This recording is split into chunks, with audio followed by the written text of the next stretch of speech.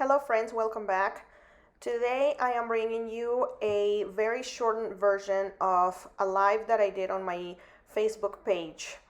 If you guys have not joined me on Facebook for my daily lives that I do Monday through Friday, you are welcome to come and join us. So for today's video, I am making what ended up becoming a shaker card. So I decided just right before I started my live that I wanted to play with some pumpkin die cuts or dies that I have, but I wasn't really sure what I wanted to do. So yeah, the idea came to me to do a shaker card with a blended background using distress oxides. So right now I am making my background and I am using three different kinds of oxide inks. I believe the colors that I use are from left to right, Mermaid Lagoon, Speckled Egg, and Tumbled Glass. And I am going back and forth using my brushes and just applying the color, making sure that I am blending all of those edges so that there is no harsh lines in between. Here I brought a little bit of chipped sapphire because I felt like the top could afford to be a little bit darker. And I just go back and forth blending. When you are blending any kind of background, I have found that first, oxides are a lot easier to work with for me, and second, they take a lot of time and patience. So before I move on, I sprayed a little bit of water onto my background and I patted it with a clean dry paper towel, and now I am going to put it to the side so that it will dry while I am working on my next step. Now I have two different sets of pumpkins here. One of them, the ones without the detail to them, are by Gina Marie Designs, and I do not remember who the other pumpkin set is by. So I am die cutting them using pumpkin color cardstock, and now I am using a die set by Dies to Die For.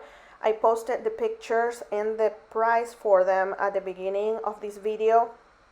And the reason I'm doing this is because I wanted to make my own fillers for my shaker, and I wanted it to be very fallish. And this die set came with a tree silhouette and also a whole bunch of different leaves. So I am die cutting the same shape, the same die, using I believe 4 or 5 different colors of cardstock. This one right here is green. I have orange. I will do brown. Brown is next. Yeah, so this part is a little bit tedious. I try to speed it up as much as I could.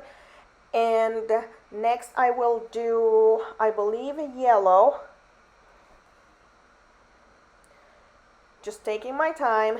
Yellow, just so that, I was trying to mimic all of those fallish colors that you see. So all of this is going to be so worth it by the time you're done with it, because the shaker is going to be full of all of those different color leaves. And lastly, I have my red right here. I ended up not using every single last leaf that I ended up cutting, but that's okay because I saved them inside the package for that die when I put it away. So these right here are the toppers for the pumpkins. And I am using the same color green that I used for the leaves, and I am going to die cut that. And right there, you see that I have that fancy little device. It's actually an ice cube tray, and that's how I keep all of my die cut pieces in order. Here I am gluing 5 frames that I die cut using a wood frame by Dies to Die For. I die cut it 5 times, I believe. Now I am using Vintage Photo in Distress ink to add a little bit of shading to my pumpkins. I didn't want them to just be the orange color that the cardstock I used was. So I took this extra step and just very lightly applied the Vintage Photo color to each of the pumpkins. I still felt like it needed a little bit something more after I was done with this. So I chose, I believe, Distress ink in Peel Paint to add just a tiny bit of more color to my pumpkin. And you saw right there how I applied it in real time, and now I am speeding it up so that it doesn't take quite as long. But just a little bit here and there. I just wanted it to have a little bit more interest to the overall look of each pumpkin. I end up not using every single one of them, but I did not know that at this point. Okay, so here I forgot that I needed one more piece of the frame for the very top part of the shaker, so that's what I cut right here, and I used my Distress ink in Vintage Photo to just give the frame a little bit of more interest using that color. And I am going to glue a piece of acetate that is cut a little bit smaller than that frame, and I will put this piece on a big block, stamping block, and put a couple of blocks on top of it, or maybe just one. And while that is drying, I am going to work on my background. I am going to trim the excess off of it, the edges of it, and I decided that I am going to use the whole thing. I originally had planned on just die cutting a piece of that background to fit the window of the shaker card, but after seeing how pretty it looked, I just couldn't make myself trim it. Now I am distressing the edges using a pair of scissors, and I just take my time with this. This is pretty sped up, and I will glue it onto a 4 1/4 by 5 1/2 piece of cardstock in like an olive green tone. I chose that color because I felt like it was fallish. You saw me there use a pencil to write on my background, and I did that just so that I could see where I wanted to glue my tree silhouette. I used the brown silhouette from the die cutting I did earlier for all of the leaves, and that mark helped me know where I want to put that tree. So I'm trying to put glue as much as I can in every little bit of it. And next I am gluing the frame of the five glued frames that I did a minute ago, and I will put it on top of that. And here comes the funnest part. My favorite part about making shaker cards is filling the whole thing with sequins or gems or whatever. In this case, it's going to be those leaves. And you see me doing this one by one using tweezers because I wanted the leaves to all be facing the same way, facing the right side up. And I will put a few of each color, and here in a minute I will end up gluing some of the leaves to certain parts of the tree,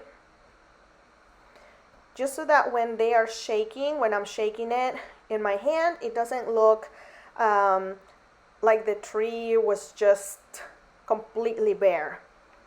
So picking some here and there, trying to figure out where I want them. I am trying to kind of be random. So yeah, I'm using my Trinity Stamps gem picker, I think it's called, and Barely Art glue. After this, I realized that I did not have enough leaves, so I went back and I grabbed the rest of my, well, not all of them, but a few more of each color, and I added them to the frame. Now I want to add a little bit of gems, so I picked some in a clear color, and you didn't see this part, but I did end up gluing like 2 or 3 of them directly to the paper.